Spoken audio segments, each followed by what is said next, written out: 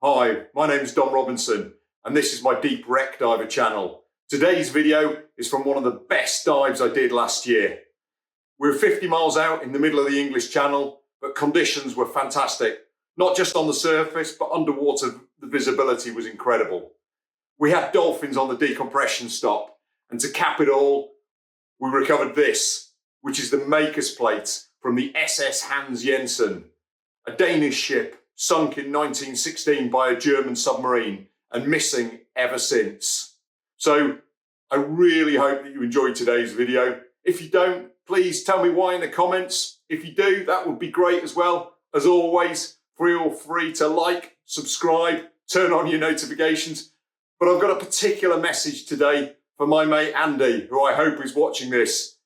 He said I'd never do this, but I do want to tell you, Andy, you never loved me! Anyway, enough of that, and on with the video. This is a sat out, 50 miles offshore, middle of the English Channel. You can see it's a glorious day. Everyone's on the boat, getting themselves ready, getting kitted up, and getting ready to go in. There's a skipper.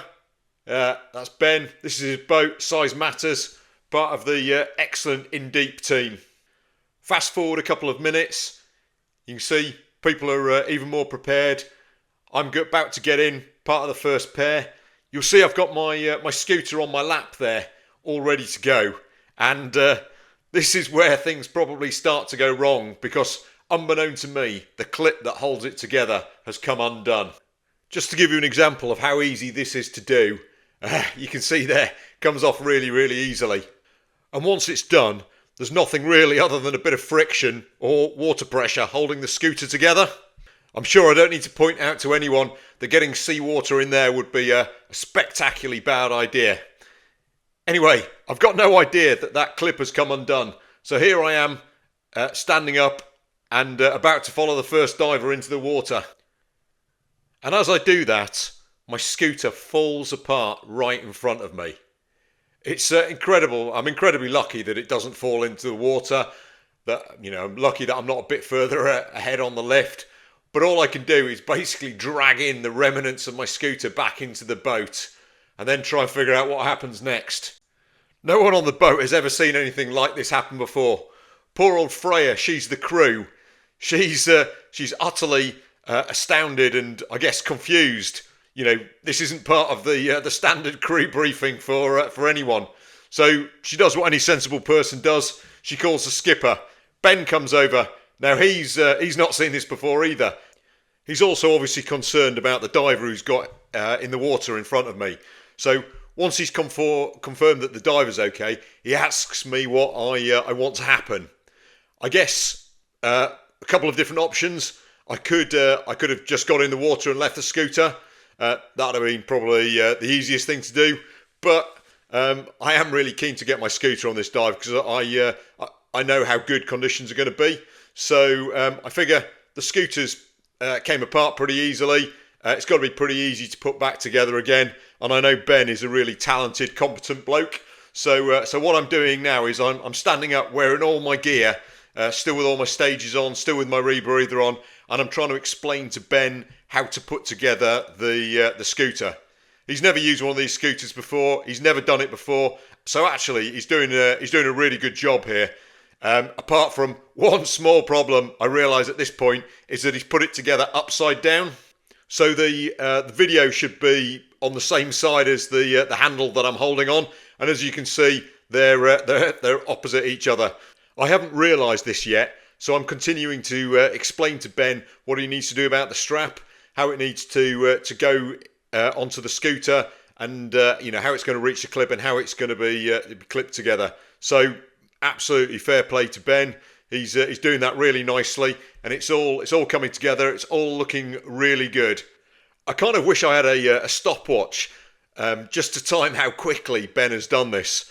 Considering how little he knows about the scooter and how quickly he's sorting it all out, it's really, really impressive.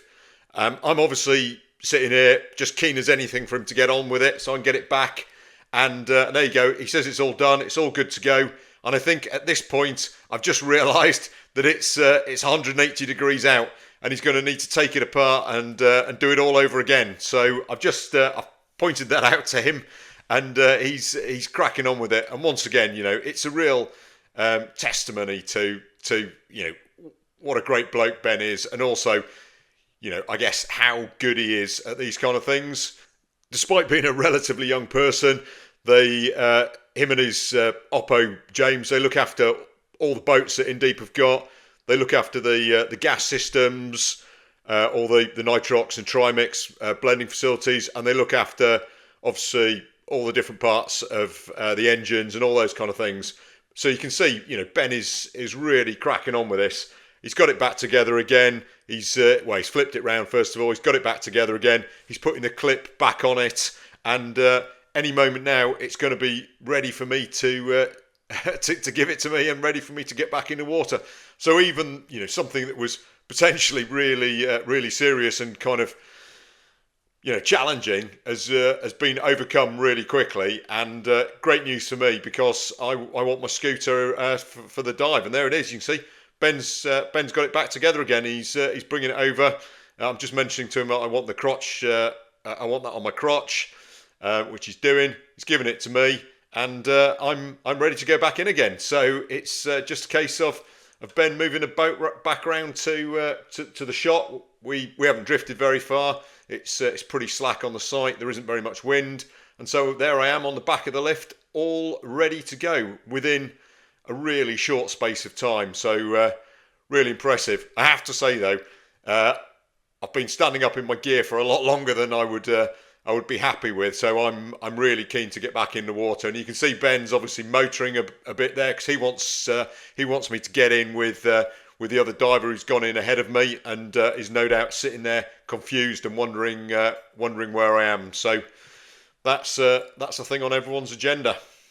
So fast forward a little bit, and you can see the shots just coming in on the left hand side. I get a shout from Freya, and I'm going to be in the water. There I go, and all ready to crack on with the dive. No worse for my slightly shocking experience with the scooter. You may ask whether I was a bit concerned about whether the scooter would leak once I got in the water. I guess that was kind of slightly on my mind at this point, but I know that the Dive Extra scooters are really good, and I did actually watch Ben putting it together relatively closely, so I'm pretty confident that he's managed it. It's not a difficult thing to do, and so it's great news. I'm in the water, scooter's working. You can see there that I'm gunning it down, and the next item on my agenda is to get to the bottom. And the reason I'm so keen to do that is because this is the second dive that we've done on this wreck. The first one was mind-blowing as well, and I know how good it's going to be when we get down there. So I just want to get on with it. We know that this wreck doesn't have a name. We thought at this point that we had a name. We thought it was a wreck called the Maid of Spetsai, which seemed to fit everything we knew about it. And therefore what we were doing was we were going down to have another look and see if we could find something to confirm that name. Spetsai is actually an island in Greece, and it's Ben's family have got connections to that area, so he was particularly keen to that we try and find something. It's also a relatively common name for Greek ships. The one that we thought it was built in 1921 and sunk very shortly afterwards following a collision in 1924. So quite unusual. Wasn't a war wreck, but we were fairly certain that we'd found it because the dimensions, the cargo, the location, everything was pretty much spot on. So, but we needed that definitive proof. As you've probably seen, I've turned on the video camera and the video lights on my scooter, which means that I'm going to be able to show you video from the front of the scooter. Now, by and large, that's better quality than the stuff I get off my off the power lens cameras mounted on my head. So I'll be using the video off the front of the scooter, except for points like now, where I'm going to start using my hands to do certain things. So here I am at the bottom of the shot, and as people who've watched my other videos will know, that's the moment to put the strobes on the line. You've obviously seen that I've already gone past the strobe left by the first diver. You can also just about see the wreck start below me there. and it is looking really good. So that's it. My strobes are coming out. There they are, the double strobe that I like to use, and they're both going to go on the line there, be clipped on, and that'll help me find my way back. Arguably not needed on this dive, but because the visibility is so good, because the wreck is so linear, so intact that it's easy to navigate around. But obviously it's our protocol, and so you follow it just in case you need it. Right, there we go. I'm back on the scooter, and you can see me there heading down to the bottom of the shot line. Now, I was part of the first pair in, and my job was actually to tie the waster onto the wreck. So even though the other diver's already down here, I still need to complete my part of the job. So here I am coming up to the shot line. You see that blue bit of rope?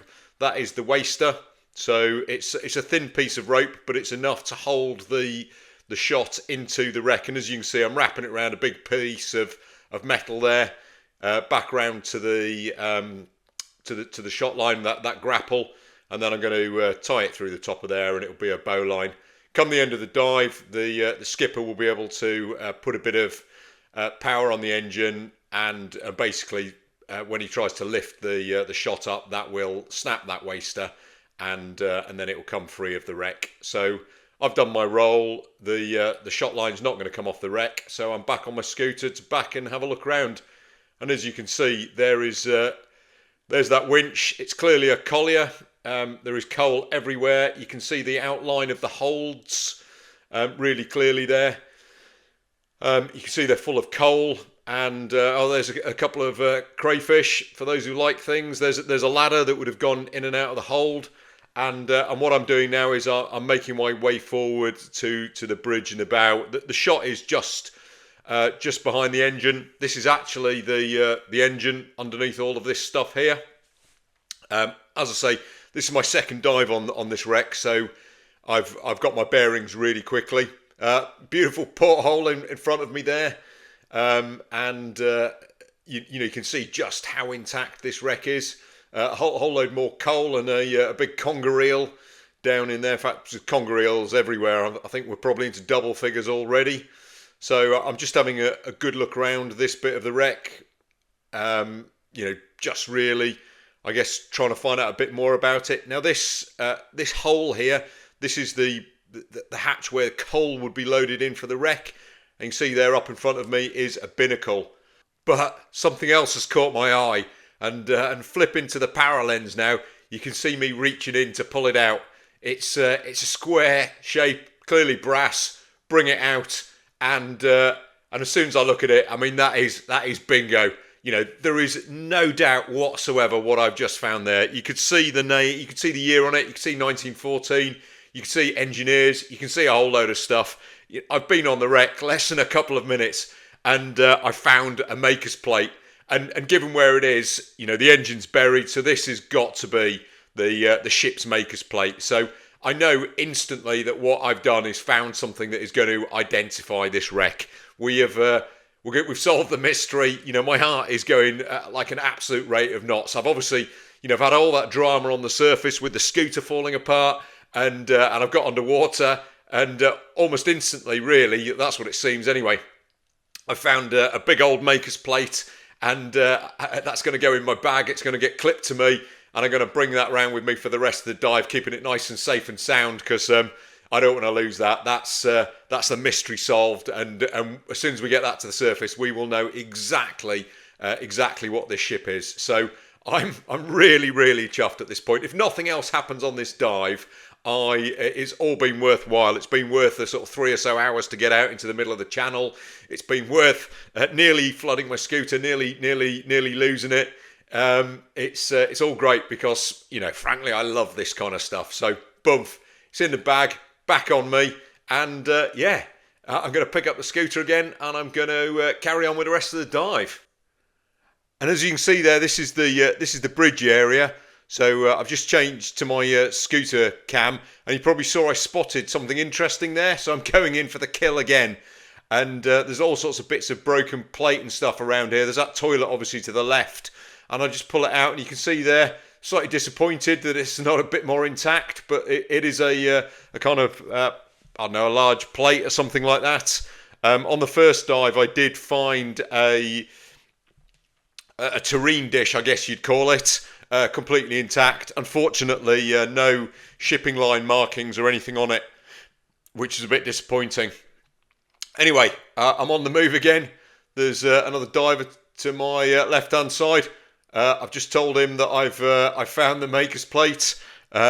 He's obviously very pleased for me, but there you go. He's having a look around. So here I am cracking on. Now, one of the things we thought on the first dive is we thought that some of the superstructure might have fallen off the side onto the seabed. So this is what I'm doing now, just having a look over onto the seabed and see if there's anything there. And unfortunately, as you can see, there isn't. There's just lots of fish and lots of sand, great visibility, loads of ambient light, but nothing really to see down there. It's always worth doing this, I think, with wrecks, just having a look over the side. You never know what might have fallen down. But there you go. I've had enough of that, clearly, and there's the edge of the wreck. You can see standing up, really tall, and it's one of the kind of unique things about this wreck. Not completely unique, but certainly very rare. Is that it's upright and intact. Most wrecks in the English Channel collapse and fall down, and therefore all that's left that's kind of upright is the boilers, the engines, sometimes the bow, sometimes the stern, but very rare that you get the complete shape of a ship, which is what we've got on the wreck. So I'm back basically where I was on the bridge area. Forward towards the bow is to my right, towards the stern is to my left, and what I'm doing is I'm just having a really good look around this area. Obviously, I found the maker's plate, which you'd expect to be on the bridge, so maybe other stuff has fallen to the rear. I can't see anything, although you can see there's another. I guess there would have been a hatch or something there looking down into what seems to be a coal bunker. The engine is this area off to my left-hand side, completely covered in debris and those kind of things. The reason I've not been using my GoPro for this bit of the dive is you can see I just corrected the GoPro there. It's kind of slightly kicked back, so the GoPro footage of this bit of the dive is a bit rubbish. But there's loads of portholes around here. If portholes are your thing, this would definitely be a wreck to come and find one.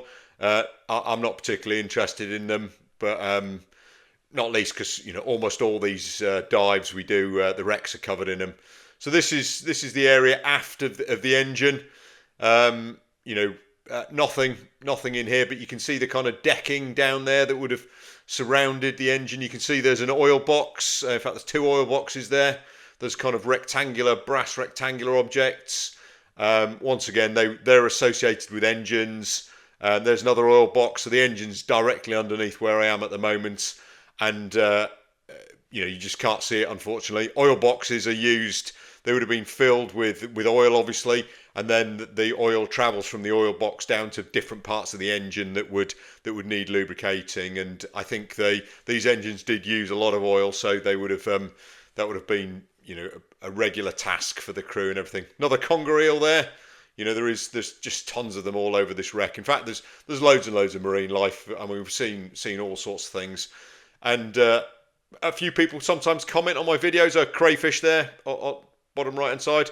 There you go. You can see it. Where you get one, you'll always get lots more. So there will be more around.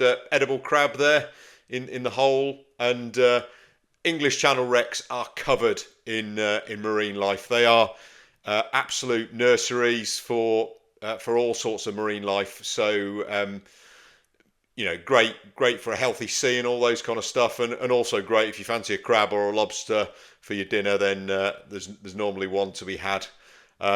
That's not what I'm looking for at the moment. I'm just looking for other interesting artifacts. And as you can see, I'm taking my time. I have dived this wreck before, as I think I've mentioned. So I have been to the bow. I did go to stern on the first dive. So what I'm just doing now is just taking my time and having a good look around. Not rushing things. Just, sometimes things are slightly buried or only partially visible. So you need to take the time to get your eye in and just to see if there's anything. There's that that binnacle that I saw earlier on, and there's the that big where all those conger eels are on the left hand side. That was where the maker's plate came out of. So I'm just going back to have another look at the binnacle. That's not a complete binnacle. There's no compass bowl in there. I don't know where that is. I didn't see it. And the obviously I think the stand of the compass bowl or the binnacle for this would have been made probably of wood, and therefore that's why it's not there anymore. It's rotted away. And I'm just pulling it out to have a look at it. Not particularly interesting. So I'm just gonna leave it there. It's obviously got something else stuck to it as well. So interesting, but not really worthy of much further attention. So back on the scooter, you can see the GoPro's kicked up again. So that's hence no GoPro footage. It is a problem with this setup. Is the GoPro does easily get knocked, and therefore you end up with with kind of really rubbish footage. So you got to stay on top of it. At this moment in time, I'm more concentrating on the wreck than I am on anything else. There's that toilet again. So this is the bridge area. We've now moved forward to the bridge. This is the number 2 hold.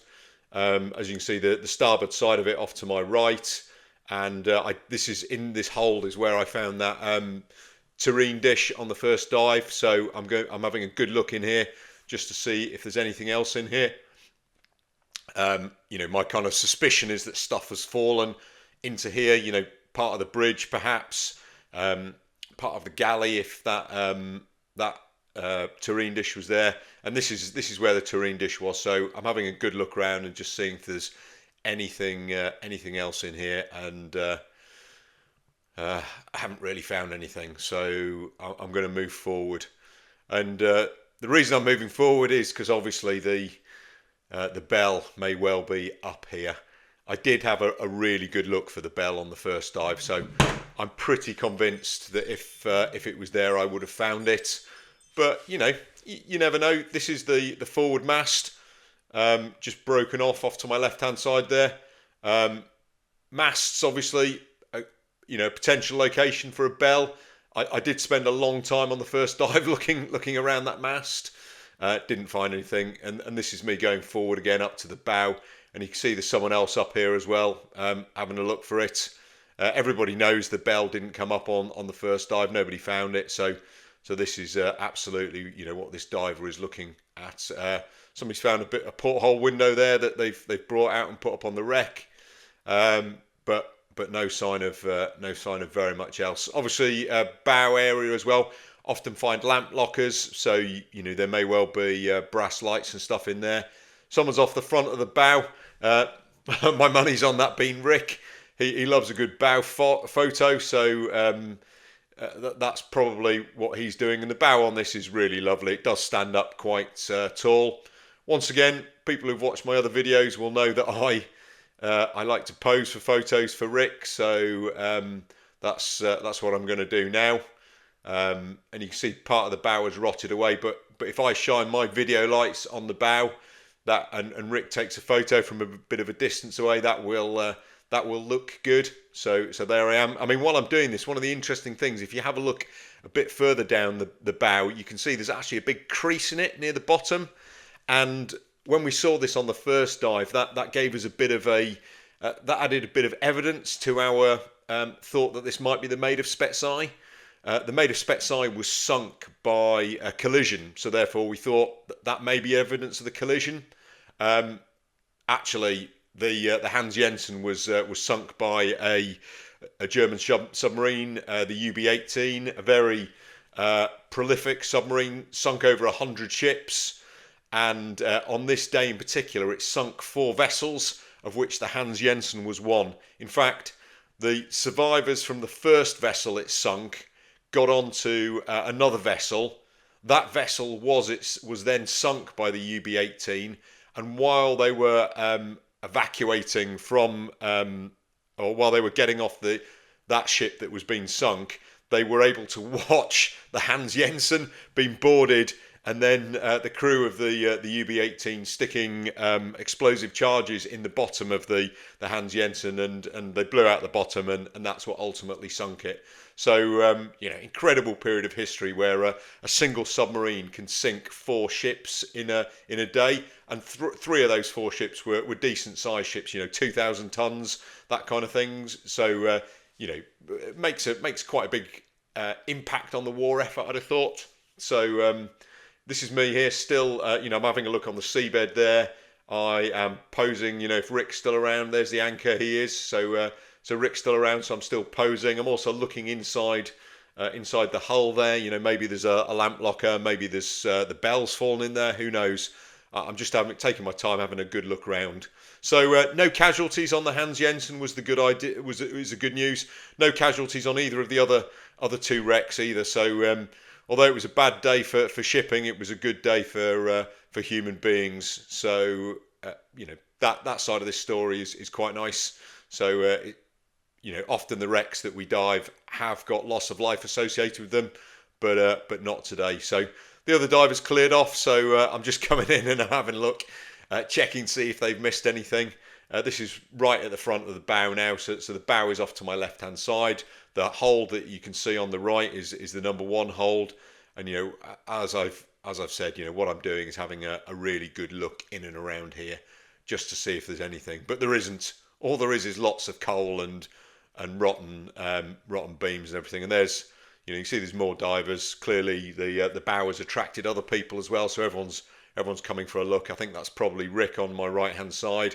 He's somebody else who has a big double video light setup like me. People often ask why don't we use strobes. I don't use strobes because I'm doing videoing, so video lights make sense. I think for Rick, he doesn't tend to use strobes either, not least because you take lots of photos and then you find the ones that work best. So this is back in between number 1 and number 2 holes. This is the mast again. You can see there's some sort of fixing just on the top of it there. I don't know what would have gone on there, but doesn't look like it's the bell, that's for certain. So having a good look around here, no bell, and that's disappointing. But I know that we've got a name for this wreck, because I know as soon as we get on the internet and search using the details on the maker's plate, we will name the wreck, and that's exactly what happened. We identified it within about 5 minutes of getting mobile phone signal. So it's incredible what information is available on the internet, and it's incredible how easy it is to identify stuff if you've got a maker's plate. So they are wonderful things, and lots of people will say actually finding a maker's plate is better than finding a bell. I'm not sure I agree with them, but it's still pretty awesome finding one. And for me, this was actually the 3rd one that I found this year. So incredible, and I'd never found any before, so it was really nice. And I've got all 3 up on my wall next to each other. Memory of a great year, and 2 of those 3 were able to identify the wrecks as well. So if you've not watched my video about the SS Lucent, that was one of the maker's plates. That was an engine maker's plate, and my other the other maker's plate was off a wreck called the Clan McNab. Had been identified, but finding the maker's plate was obviously particularly nice. And you can see what I found there is I found a bottle. So that's quite interesting. Having a quick look at it, and I have a quick look, and at this moment in time, I've seen there's a cork in the top, and I'm like, wow, I've got a bottle that's not been corked. What I don't realise is actually the bottom has completely gone out of it. So when I'm looking into it, and I'm looking inside and going, wow, that is really clear. The reason it's really clear is it's completely full of seawater. So bit foolish by me. You can see I'm still carrying it at the moment, and I don't realise for another minute or 2 that it's not as exciting as I thought. I have found bottles on other wrecks with the corks in. Most of the time, obviously, the seawater has managed to get through the cork. It's either rotted it or pushed it in or whatever, and therefore, the contents are all spoiled. On one very memorable occasion, we found a bottle of champagne off a wreck in near the Lizard, and the seawater hadn't got it inside it, so it was as pure as the day it went down. The only thing was that that champagne, it would appear, does not age very well. So 100-odd-year-old champagne tastes awful, and I would recommend strongly against drinking it. So anyway, that's a bit of a digression. You can see I'm back in the area of the engine. There's the binnacle off the right hand side, and obviously the place that I found the maker's plate. I'm just kind of really, I guess, kicking the arse out of looking in this area. But it would actually be really nice to see the engine.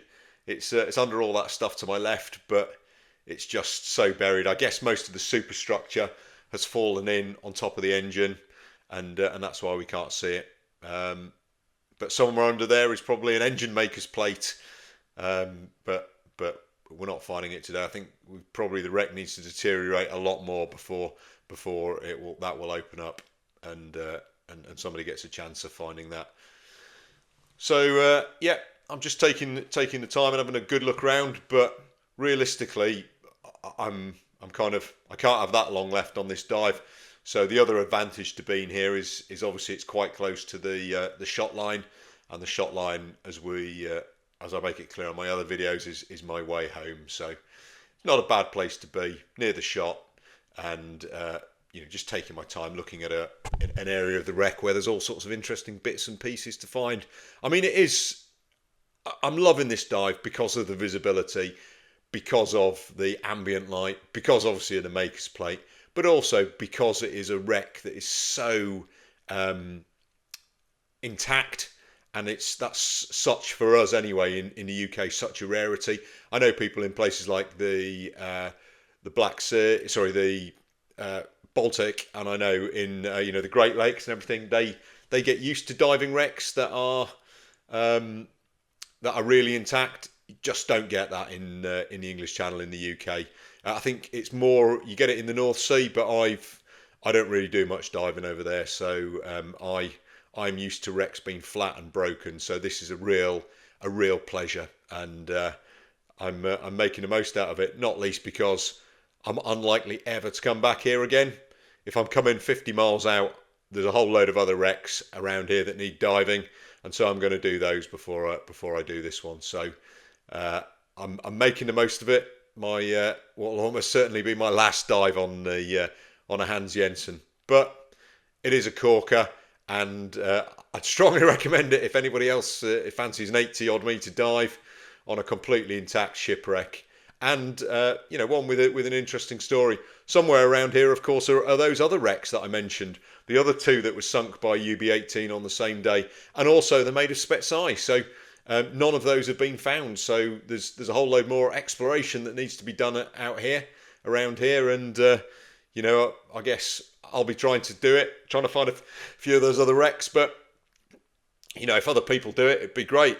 The more of these mysteries that get solved, the better. I just love it. So really close to the shot line now. After the engine, this is another cargo hold here. You can see there's more coals. This is probably the number 3 hold. This would have had 4 holds. Another diver off to my left hand side there, and all the sort of bits and pieces that have fallen down. There's that winch saw right at the beginning of the dive, another diver, and the rear mast there. Not particularly interesting. There wouldn't be a bell on that one, so no point spending much time. There's a big ling. Fisherman would be extremely happy if he caught that ling, I'm sure. It's obviously never seen a diver before. It's been really chilled. Another crayfish, some sort of rainbow wrasse or whatever there. Beautiful coloured fish. There's just tons of these things down here. I'm kind of getting really close to the end of my dive, admiring that ling. Totally chilled, really relaxed. There's another diver. That's my mate Paul. He's been on a few of the videos. He's got a lovely helmet like me, and he's got his power lens mounted on it. So he'll no doubt have some decent footage of this dive as well. Yeah, there's the edge of that number 3 cargo hold, and there's the shot line with the diver starting to head up. That's Jace. He's this was his first dive on this wreck. I know he had an absolute corker. I'm going to beat him up, and I'm going to go up, and I'm grabbing my strobe, and that's the end of my bottom time. Then there's my double strobes hanging on. You can tell they're mine. They've got my green tape on it. I've still got my bottle with me. Haven't quite twigged that I'm wasting my time, because the bottom has completely come out of it. At this moment in time, I'm still thinking that I'm going to be drinking more champagne on the surface or something. I don't know. But anyway, there I am. I've got my strobes, and I'm bidding farewell to the Hans Jensen, and I'm accelerating up the shot line, heading for the lazy shot. So one of the things I like to do is to get off the bottom really quickly, and I do tend to accelerate, go up really quickly. The first, it depends on the depth really, but the first 25% of the bottom, I guess. And there you go. You can see there's a shot line. There's some other people's strobes, and here I go heading up there. You can see I'm venting from the loop, getting rid of all the gas. That's how come there's a load of bubbles around me, and you can see just how beautiful the conditions are. Look at the blueness of the water. Really unusual. Normally our dives everything is green, but today everything is blue, which is just wonderful. And here I come up. I'm going to cut it fairly soon. Cut to the show you a bit of my deco, and then I'm going to finish up with the dolphins. But at the moment, just a marvel at how wonderful the viz is, how clear the water is, and how fantastic conditions are. So you can see there, looking down the shot line at all those strobes, you just see how clear it is. That's me starting to. I'm turning my torch off. I'm now going to fast forward a bit. So I've taken my lazy tag. I'm above the Prosec for the lazy shot, and you can see what I'm doing there is I'm just changing the set point on my handset on my rebreather. So put it up to 1.5 to accelerate the deco, and I'm just going to do the same thing on my my shear water for my standalone. So that's going to go up to 1.5 as well. Obviously, this will just make sure that my if there's a problem with the decompression calculation on my rebreather, it'll have the same understanding of what my decompression obligation still is. So the other thing I need to do is just sort out my scooter, and you can see here, this is me. I'm on my decompression. You can see a diver below me near the Prosec, and where the lazy shot joins the main shot. We're waiting for someone to release it. I'm at my deco stop, so I'm just tidying up my scooter, folding all the arms in, and then I'll clip it off on my rebreather. I don't need it during the deco, and it'll just be kind of out of the way, keeping everything as tidy as possible. Having said that, I did then take my use the scooter to take this bit of video. This is after we've released the lazy shot. We're all decompressing, and then hopefully you can see that we got buzzed by dolphins. I turned the power lens off by then, so this I didn't get any video from any head-mounted video. So this is all off the GoPro. But you can see there. I mean, it's just wonderful when you see dolphins, this close, and they're clearly inquisitive. They're clearly coming around to have a look at us. They clearly want to know what's going on. You can see there they're popping up for a breath of air, but the three of them still down, staying with us and having a good look round. And then they head off into the gloom, and I've got no more video after this, which is a real pity. But it was an incredibly special moment. I'm going to finish up though with a few more of Rick's photos. This first one is him looking up the lazy shot, showing all the divers above him, and shows how cracking the water is. Next one is our return journey home. Always pleased to see this when you get to the surface. Great team at In Deep who allow us to do this kind of diving. Penultimate photo shows the entire team, the people who made this happen. Actually, no Freya on this photo. I think she took it, but she was a really important part of it as well. So anyway, I hope you've enjoyed this video, and I hope you'll watch some more of mine. Okay, thank you very much.